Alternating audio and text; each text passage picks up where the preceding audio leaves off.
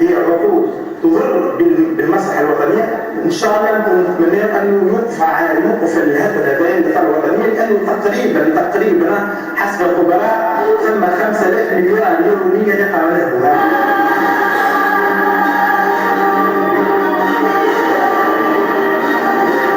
السيد نضال الولفلي اللي كان كاتب الدوله مكلف بالطاقه والمناجم في الحكومه السابقه صرح انه في 2014 باش نعرفوا عجز في المجال هذا، الا انه قبل بعض الحلول النهوض بقطاع الطاقه وتدارك الارباح. عندنا وضعيه اليوم جديده في الطاقه في تونس، عندنا عجز كبير في الطاقه في تونس، عندنا تطور الاسعار في الطاقه في تونس. طلبنا كونه اتخاذ بعض الاجراءات، ومنها قلنا يعني بالقيام بها هي تحليل مجله المحروقات اليوم، اللي هي يعني دونك السند القانوني للمساهمه في الاتفاقيات الممضاه بين الشركات البتروليه والدوله، وايضا التدقيق الطاقي. وربما من الحلول الممكنه الطاقه المستجده اللي هي مستمده من الموارد الطبيعيه واللي عبارها معدومه، والحاجه الباقيه انها ما عندهاش مخلفات تنجم تضرب المحيط، وتنتج الطاقه هذه من الشمس، الريح والماء. وربما تعد من الحلول المبدئيه للاستراتيجيه الطاقيه للنهوض بالقطاع هذا اذا عرفنا كيفاش نخطو على كلفه انتاجها. نقاش حول الاستراتيجيه الطاقيه اللي سوف تعتمد خاصه على اولا النجاعه الطاقيه وترشيد استهلاك الطاقه، وهي اول اولويات اليوم السياسه الطاقيه للحد منها. ثانيا هي تطوير المزيج الطاقي وتنويع المزاج الطاقي عبر الادخال وتطوير انتاج الكهرباء عن طريق الطاقات المتجدده.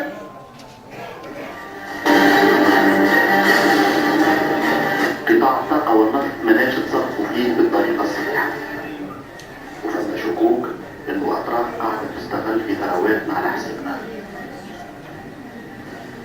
اليوم جاء الوقت باش نعرفوا الحقيقه كامله ونحددوا استراتيجيه يكون فيها التونسي هو المستفيد الاهم من ثروات البلاد.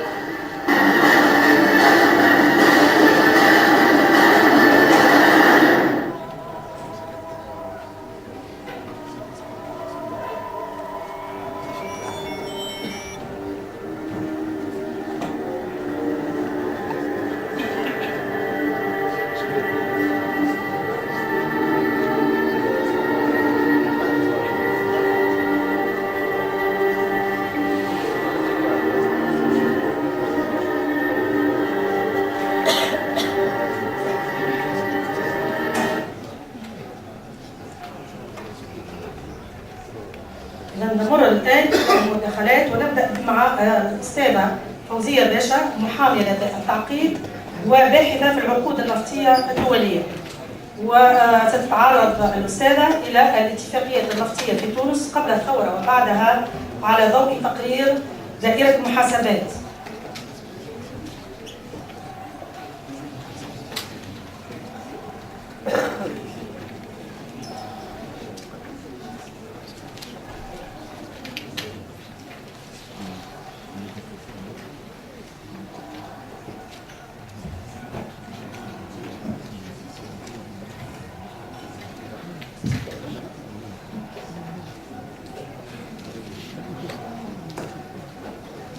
شكرا ديمقراطي على الاستضافه، شكرا على الحضور. اذا ساتعرض في هذا اليوم بمناسبه ذكرى الشهداء رحمه الله الكل الاتفاقات النفطيه في تونس قبل الثوره وبعدها على ضوء تقرير دائره المحاسبات عدد 27. اذا مدخلات المحاضره ستكون في انطلاقا من الفصل 13 من دستور تونس الذي اقتضى ان الثروات الطبيعيه مثل الشعب التونسي تمارس الدوله السياده عليها باسمه، تعرض عقود الاستثمار المتعلقه بها على اللجنه المختصه بمجلس الشعب، وتعرض الاتفاقات التي تبرم في شانها على المجلس الموافقه. اذا تضمين مثل هذا الفصل في الدستور يقتضي ضروره البحث والوقوف على حقيقه قطاع الطاقه في تونس وطرح تساؤلات تاليه. هذه التساؤلات محور اساسا: هل يستجيب قطاع الطاقه لمعايير الشفافيه العالميه في الصناعه الاستخراجيه؟ هل يمكن لكل مواطن تونسي معرفة كمية الإنتاج الوطني اليومي من النفط والغاز؟ وأيضا هل من الممكن أن نفاد إلى المعلومات والمعطيات لمنح الرخص والتصرف فيها؟ أيضا ما هي؟ هل هناك مشاكل هيكلية من حيث الرقابة؟ أو هياكل كافية لرقابة قطاع الطاقة في البحث إلى الاستخراج، التسويق والتصدير. وهذه الرقابة 3 أنواع، لأنه الرقابة خاصة في مجال النفطي وهي الرقابة لابد أن تكون فنية بالأساس، ثم مالية، ثم جبائية. لأنه إذا كان ما ثماش رقابة فنية لا يمكن ممارسة الرقابة المالية ولا يمكن ممارسة الرقابة الجبائية، لأن أساس التقدير هو العملية الفنية كم كلفتها على المستوى الفعلي. جميع الإجابات مع الأسف بالنفي لبقاء مجال الطاقة حكرا على المختصين المباشرين في وزارة الصناعة، الشركة التونسية للأنشطة البترولية والشركة النفطية التونسية منها والأجنبية، باعتبار مما جعل القطاع عرضة لتجاوزات عدة أوجه، خاصة بعد التدخل المباشر وهو أمر ثابت من عائلة الرئيس المخلوع وأصاله، إذا أصبح مجال الطاقة محل نزاع بين المتصاهرين وبين الرئيس السابق في حد ذاته. هذه التجاوزات أكدها تقريرين رسميين صادرين عن هيئة رقابية من الدولة التونسية، وهو تقرير لجنة تقاصي الحقائق للمرحوم عبد الفتاح عمر، وتقرير دائرة المحاسبات عدد 27 الصادر في ديسمبر 2012. إذا هذا التقرير أكد على وجود هذه التجاوزات الفنية منها والمالية.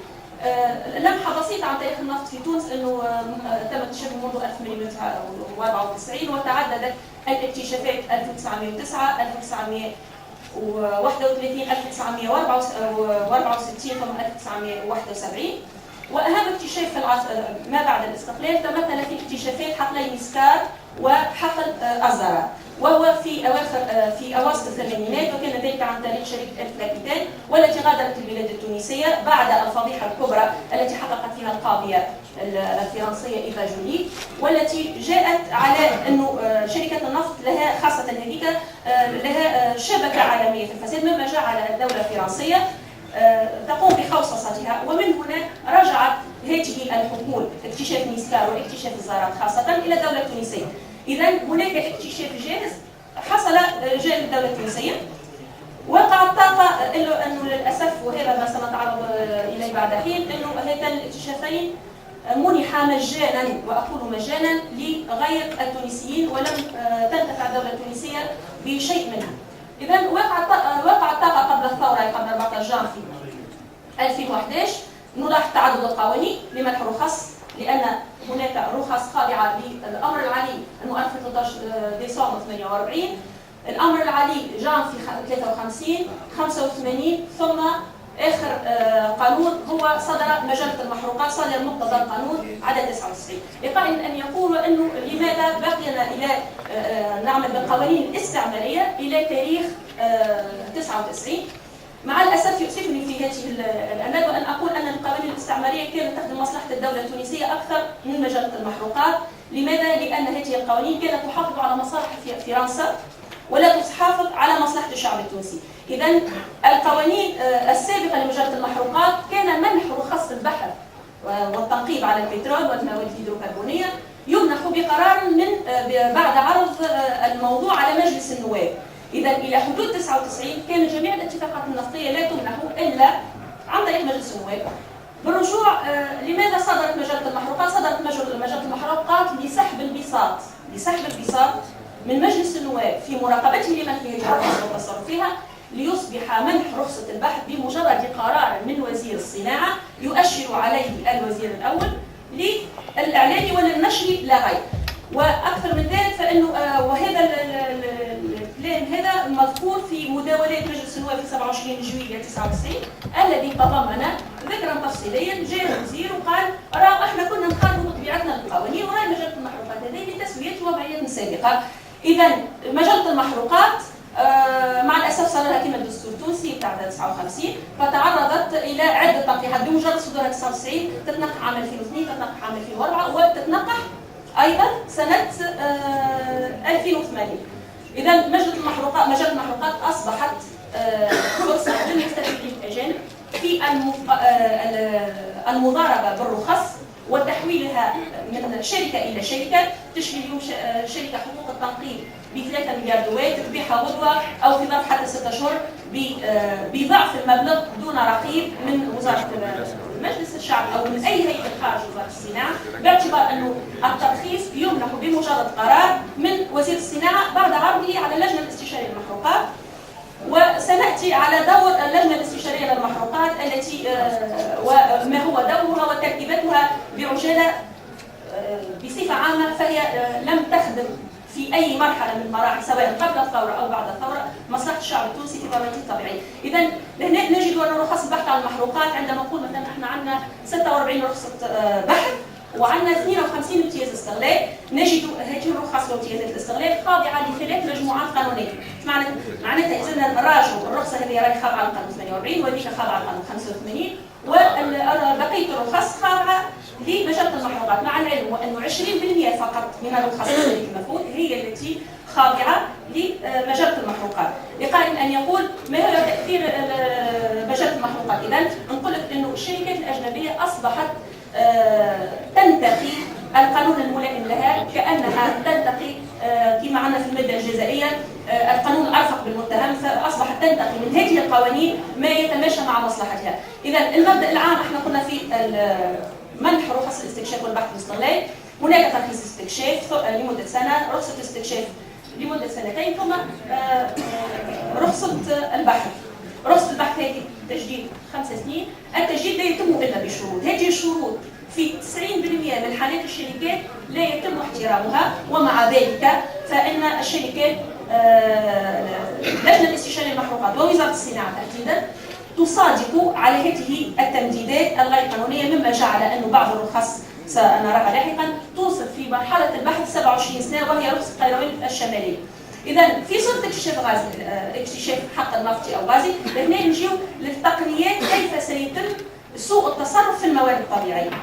سوء التصرف لنا مجلة المحروقات منحت للشركات الأجنبية، الشركة التونسية للأنشطة البترولية ليس واجب المشاركة في أي اكتشاف نفطي، بل منحتها خيار فقط للمشاركة من عدمه.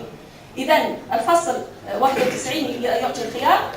السؤال المطروح متى يمارس هذا الخيار؟ شروط من يقرره ومن يراقب جدول الخيار في المشاركة من عدمه. هذا الخيار أيضا أكده الفصل 94 أنه خيار المشاركة، وهنا إذا كانت الكميات المكتشفة بعد فترة التجربة قابلة للاستغلال أم لا. إذا أنه اختيار شركة تونسية للأنشطة البترولية في اكتشاف نفطي سيتحدد بناء على ماذا؟ بناء على أنه الكميات قابلة للاستغلال التجاري أم لا.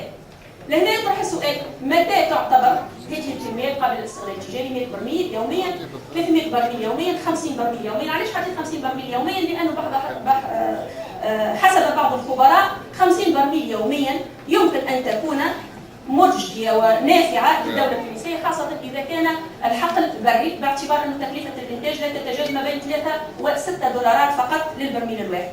إذا هذا التقدير مشاركة من عدمها مرتبط بعنصرين هامين، وهو كمية الإنتاج المتوقعة بناء على فترة التجربة. وهنا في فترة التجربة لابد من الملاحظة أن القانون يخول أن فترة التجربة تكون ما بين 7 أيام و6 أشهر كأقصى تقدير، وفي حالات استثنائية جدا لمعرفة الحالات المكمن كمية مدة التجربة تكون بسنة.